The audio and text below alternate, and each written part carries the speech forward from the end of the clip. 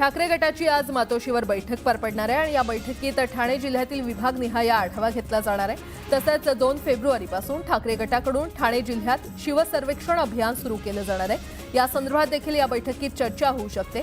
शिवसर्वेक्षण अभियानासंदर्भात स्थानिक पदाधिकाऱ्यांना काही सूचना देखील केल्या जाणार असल्याचं सांगण्यात येत आहे। अंतरवाली सराटीमध्ये मनोज जरांगे यांचं उपोषण सुरू आहे। दरम्यान आमदार विजयसिंह पंडित यांनी आंदोलनस्थळी जात जरांगेंची भेट घेतली। जरांगे यांच्या प्रकृतीचा विचार करून मराठा आरक्षणाबाबत सरकारनं लवकरात लवकर निर्णय द्यावा अशी मागणी आमदार पंडित यांनी केली। तिसऱ्यांदा पालकमंत्रीपद मिळाल्यानंतर मंत्री गुलाबराव पाटलांची चोपड्यात जल्लोषात मिरवणूक काढण्यात आली। गुजर समाजाच्या वतीनं चोपड्यामध्ये जेसीबीवरून फुलांची उधळण करत भव्य मिरवणूक काढण्यात आली। फक्त शेती करून चालणार नाही तर शेतीसोबतच पूरक व्यवसाय करणं गरजेचं आहे। तरुण पिढीनं काळानुरूप बदललं पाहिजे असं प्रतिपादन उपमुख्यमंत्री अजित पवार यांनी केलं। 5 वर्षात बारामती आणि पुण्यासाठी जास्तीत जास्त निधी देण्यासाठी प्रयत्न करणार असल्याचं अजित पवार म्हटलं।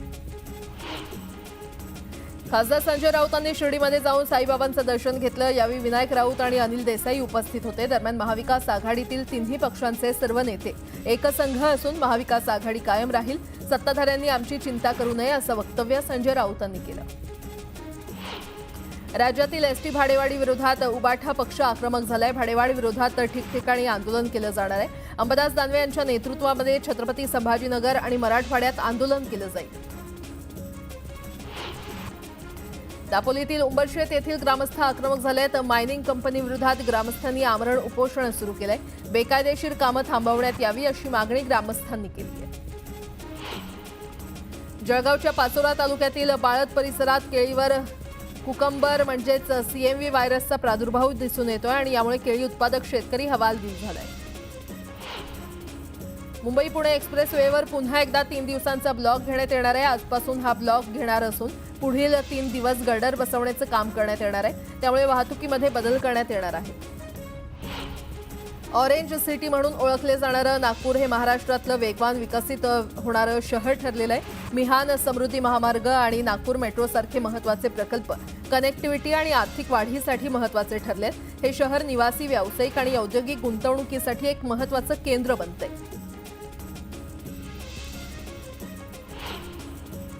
खासदार ओमराजे निंबाळकर हे शिवसेनेच्या वाटेवर असल्याची चर्चा रंगलेली आहे आणि अशात धाराशिवच्या जिल्हा नियोजन समितीच्या बैठकीत ओमराजे हे महायुतीचेच असल्याचं वक्तव्य परिवहन मंत्री प्रताप सरनाईक यांनी केलं।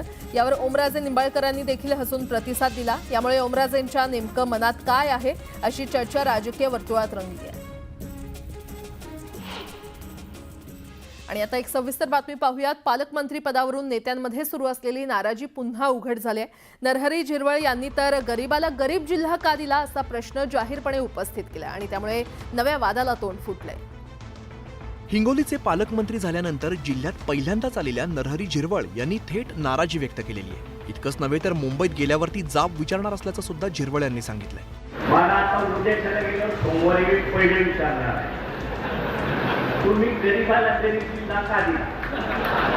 पालकमंत्री जाहीर झाल्यापासून अनेकांनी तक्रारी केलेल्या आहेत। मात्र नरहरी झिरवळ यांना अंतरापेक्षा गरीब जिल्हा देण्यात आला याचं त्यांना जास्त दुःख झालंय।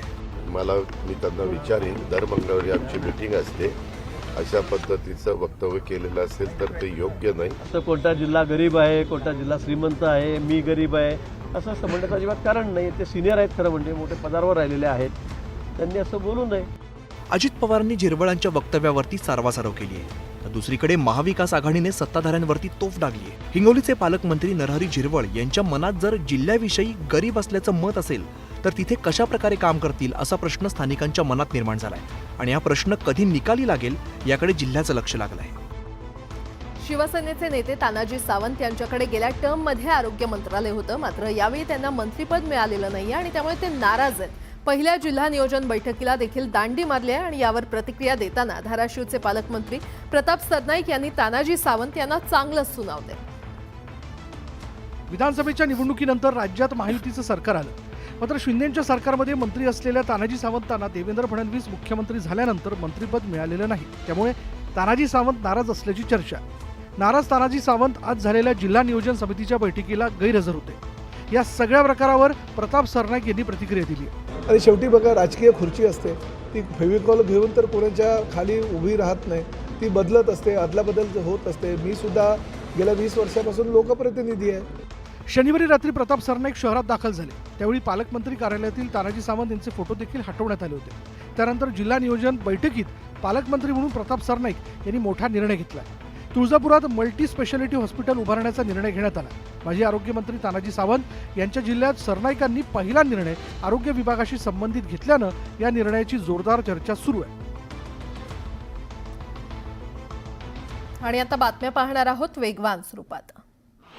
जळगाव जिल्ह्यातील कुऱ्हा काकोडा परिसरात सर्वाधिक रब्बी पिकाची लागवड केली जाते. मात्र यंदाच्या बदलत्या वातावरणाचा फटका रब्बी पिकांवर पाहायला मिळतोय. बदलतं हवामान आणि रोगांच्या प्रादुर्भावामुळे शेतकरी आर्थिक अडचणीत सापडले. विद्यार्थ्यांना मोफत आणि सक्तीच्या शिक्षणाचा अधिकारी अधिनियमानुसार छत्रपती संभाजीनगरातील 574 शाळांमधील 25% 4,000 विद्यार्थ्यांना प्रवेश देण्यात येणार आहे. यासाठी आरटीई अंतर्गत प्रवेशासाठी नोंदणी प्रक्रिया सुरू करण्यात आली आहे. चाळीसगाव तालुक्यातील पाटणा वनक्षेत्रात चंदन चोरणाऱ्या दोघांना वनविभागाच्या कर्मचाऱ्यांनी अटक केली. त्यांच्याकडून कुऱ्हाड आणि मोबाईल जप्त करण्यात आलाय. मात्र अंधाराचा फायदा घेऊन त्यांचे 7 ते 8 साथीदार पसार झालेत. या प्रकरणी चंदन तस्करांविरोधात गुन्हा दाखल करण्यात आलाय. राज्यातील बाजार समितीमध्ये कांद्याची 22,000 क्विंटलची आवक झाली आहे. लाल कांद्याला कमीत कमी 1,800 रुपयांपासून 2,750 रुपयांपर्यंत दर मिळाला. केंद्रीय अन्न पुरवठा आणि वितरण विभागाच्या मते एका आठवड्यात गव्हाच्या बाजारभावात प्रति क्विंटल 20 रुपयांची वाढ झाली आहे. सध्या गव्हाचा भाव प्रति क्विंटल 2,966 रुपये, जो गेल्या डिसेंबर महिन्यापेक्षा 3.53% जास्त आहे. अखेर पीएम किसान योजनेच्या 19व्या हप्त्याची प्रतीक्षा आता संपली आहे. अनेक दिवसांपासून पीएम किसान योजनेचे लाभार्थी शेतकरी या तारखेची वाट पाहत आहेत आणि पीएम किसान योजनेचा 19वा हप्ता 24 फेब्रुवारी रोजी जारी होणार आहे. पुणे शहरात जीबीएस आजाराच्या रुग्णांची संख्या दिवसेंदिवस वाढते. यापैकी 62 रुग्ण ग्रामीण, 19 रुग्ण महापालिका आणि 6 रुग्ण इतर जिल्ह्यातले आहेत. 16 रुग्णांमध्ये तीव्र लक्षणं दिसून येत असल्यानं त्यांना खासगी रुग्णालयामध्ये दाखल करण्यात आले. सर्वसामान्यांचा आधार असलेल्या एसटी बसच्या तिकीट दरामध्ये सरकारनं भरमसाठ वाढ केलेली आहे. एसटी बसच्या तिकीट दरामध्ये 14.97% वाढ करण्यात आली आहे. त्यामुळे याच्या विरोधात शिवसेना उबाठा पक्षाच्या वतीनं राज्यभरात 28 जानेवारीला चक्का जाम आंदोलन करण्यात येणार आहे. बेस्टमध्ये एकेकाळी 4,500 बसेस होत्या. मात्र आता बेस्टकडे काहीच दिवसात केवळ 251 बस राहणार आहेत. आयुर्मान संपलेल्या 205 बस भंगारात जाणार आहेत. मुंबई कोलकाता शालिमार ज्ञानेश्वरी एक्सप्रेसच्या चालकाला 16 जानेवारीला सैफ अली खानचा संशयित आरोपी म्हणून ताब्यात घेण्यात आलं होतं. खऱ्या आरोपीला पकडल्यावर त्याची सुटका करण्यात आली आहे. पोलिसांच्या कारवाईनंतर त्याचं जनजीवन पूर्णपणे विस्कळीत झालं असून तो बेरोजगार झालाय असं त्यानं म्हटलंय. गडचिरोली जिल्ह्यामध्ये कारल्याच्या उत्पादनात मोठी वाढ झालेली आहे. पाथरगोड परिसरात यंदा कारल्याचं चांगलं उत्पादन झालंय. शहरातील व्यापारी थेट शेताच्या बांधावरून कारलं बाजारपेठेत नेत आहेत. धारावी पुनर्विकासासाठी राज्य शासनानं भूखंड वितरणाचा सपाटा लावला असून कुर्ला डेअरीचा भूखंड बाजार भावापेक्षा 10 पट कमी दरानं वितरित केल्याचं दिसून आलं. हा भूखंड देण्यास स्थानिकांनी विरोध केलेला असतानाही तो डावलून या भूखंडाची विक्री करण्यात आली आहे. 21 एकर भूखंडासाठी 58 कोटी रुपये आकारण्यात आले. पंतप्रधान आवास योजनेतील पूर्ण न झालेली खासगी विकासकांकडील सुमारे 1.5 लाख घरं अखेर रद्द करण्याचा निर्णय राज्य शासनानं घेतलाय. संबंधित खासगी विकासकांनी राज्यात योजना मंजूर करून घेतल्यानंतरही प्रत्यक्षात काही ठिकाणी घरांची कामं सुरू झालेली नाहीत. अशा योजनांमधील 1.5 लाख घरं रद्द करण्यात आल्याची माहिती गृहनिर्माण विभागातील सूत्रांनी दिली आहे. पुण्यात जीबीएस आजाराचे रुग्ण ज्या गावांमध्ये आढळले आहेत त्या गावांमध्ये शुद्ध पाण्याचा पुरवठा करणं शक्य नसल्याचं स्पष्ट करण्यात आलंय. धरणातून महापालिकेला वाढीव कोटा मंजूर होत नसल्यानं बाधित गावांना शुद्ध पाणी देणं शक्य नसल्याचं सांगण्यात आलंय. सोलापुरात जीबीएस आजाराची प्राथमिक लक्षणं असलेल्या रुग्णाचा मृत्यू झालाय. पुणे येथून जीबीएसची लागण झाल्यानंतर सोलापुरातील खासगी रुग्णालयात हा रुग्ण उपचार घेत होता. रत्नागिरी जिल्ह्यातील बारसू येथे देशातील सर्वात मोठी रिफायनरी उभारण्यात येणार आहे. मात्र याबाबत केंद्र सरकारची संदिग्ध भूमिका असल्याचं म्हटलं जात आहे. त्यामुळे केंद्र सरकार बारसू रिफायनरीबाबत बॅकफूटवर जाते का असा सवाल विचारण्यात येतोय. आणि आता एक मोठी बातमी. मराठा आरक्षणासाठी मनोज जरांगे पाटील यांचा लढा सुरूच आहे आणि आरक्षणासाठी त्यांनी पुन्हा अंतरवाली सराटीमध्ये आमरण उपोषण सुरू केलं असून त्यांच्या या उपोषणाचा आजचा 3रा दिवस आहे. शासनानं सरसकट कुणबी प्रमाणपत्र वाटप करावं, सगेसोरे कायद्याची अंमलबजावणी करावी, राज्यात आंदोलनादरम्यान दाखल झालेले गुन्हे मागे घ्यावेत, या जरांगेंच्या मागण्या आहेत. दरम्यान मराठ्यांना आरक्षण मिळत नाही तोपर्यंत हा लढा सुरूच राहणार असल्याचा निर्धार जरांगे यांनी केलेला आहे. त्यामुळे सरकार आता जरांगेंच्या या उपोषणाची दखल घेतं का हे पाहावं लागेल.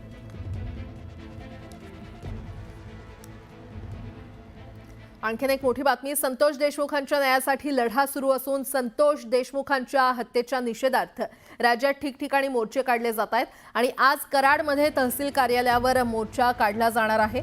या मोर्चामध्ये सरपंच, ग्रामपंचायत सदस्य, कर्मचारी सहभागी होणार आहेत. तर संतोष देशमुखांच्या मारेकऱ्यांना फाशीची शिक्षा व्हावी या मागणीसाठी हा मोर्चा काढला जाईल.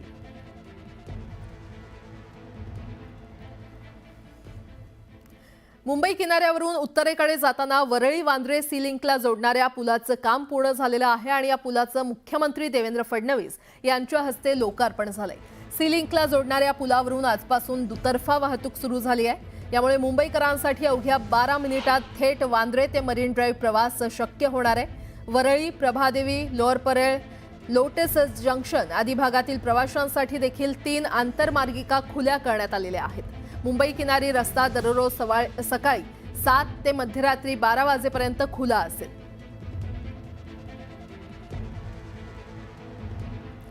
आणि या संदर्भात अधिक माहिती देत आहेत किंवा अधिक आढावा घेत आहेत आमच्या प्रतिनिधी सुस्मिता भदाणे पाटील आपल्यासोबत जोडल्या गेलेल्या आहेत. सुस्मिता, कोस्टल रोडच्या 5व्या टप्प्याचं लोकार्पण झालेलं आहे आणि आता मुंबईकरांसाठी हा रस्ता खुला झालेला आहे. कशा प्रकारे मुंबईकरांसाठी हा रस्ता उपयोगी पडेल? नक्कीच हा रस्ता खुलं होणं हे अतिशय महत्वाचा टप्पा कोस्टल रोडचा म्हणावा लागेल. उत्तर आणि दक्षिण भागाला मुंबईच्या जोडण्याचं काम या मार्गिकांमधनं होणार आहे. सध्या आपण बघतोय की कोस्टल रोडच्या अगदी बाजूला या 2 मार्गिका खुल्या झालेल्या आहेत, ज्याने दादर, प्रभादेवी परिसरामध्ये आपल्याला कनेक्टिव्हिटी मिळणार आहे. तर नरिमन पॉइंट ते थेट वरळी वांद्रे सिलिंग पर्यंतचा प्रवास हा अगदी वेगवान होणार आहे.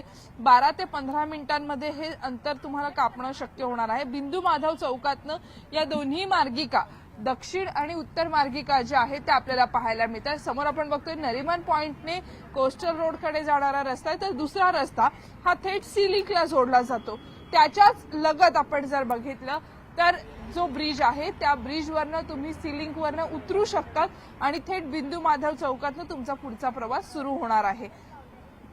दादर आणि प्रभादेवी परिसरामध्ये जाण्यासाठी सुद्धा अतिरिक्त मार्गिका ही आता खुली झालेली आहे. आणि आज सकाळच्या सत्रामध्ये अनेक नागरिक जे पहिल्यांदा 7 वाजता ही मार्गिका सुरू झाल्यानंतर प्रवास करत होते, अशा सर्व लोकांचं स्वागत सुद्धा इथल्या ट्रॅफिक विभागाने केलेलं आहे. वरळी ट्रॅफिक पोलिसांकडनं इथे खास अनेकांना पुष्प देऊन त्यांचं स्वागत करण्यात आलेलं होतं. आज हा पहिला टप्पा सुरू झालेला आहे, ज्यामुळं खरं तर आपण बघितलं तर उत्तर आणि दक्षिण भागाला जोडलं जाणार. टप्प्याटप्प्यानं कोस्टल रोडचं काम हे पूर्ण करण्यात आलेलं होतं, ज्यामध्ये ग्रीन झोन सुद्धा तयार करण्यात आला होता. आणि छत्रपती संभाजी महाराज कोस्टल रोड हा मुंबईतील गतिमान प्रवासाचा एक नवा टप्पा म्हणावा लागेल. या संपूर्ण मार्गिकेमध्ये बो आर्च पद्धतीचा जो गर्डर टाकण्यात आलेला आहे, हा आर्च सुद्धा अतिशय सुंदर आहे आणि या आर्चच्या मदतीनं साधारणपणे हा प्रवास शक्य झालेला आहे. समोर आपण बघतोय की सर्व लोक जे आहेत ते आज सकाळपासूनच कोस्टल रोडने प्रवास करत आहेत, सी लिंकने जोडलेल्या नवीन मार्गिकेचा वापर करत आहेत आणि सकाळी 7 ते रात्री 12 वाजेपर्यंत ही मार्गिका सर्वसामान्य मुंबईकरांसाठी मोफत सुरू असणार आहे. सी लिंकसाठी जो टोल आकारला जातो हा कायम असणार आहे, परंतु कोस्टल रोड हा सिग्नल फ्री आणि टोल फ्री आहे. बरं सुस्मिता, धन्यवाद या संपूर्ण आढाव्यासाठी, या सविस्तर माहितीसाठी.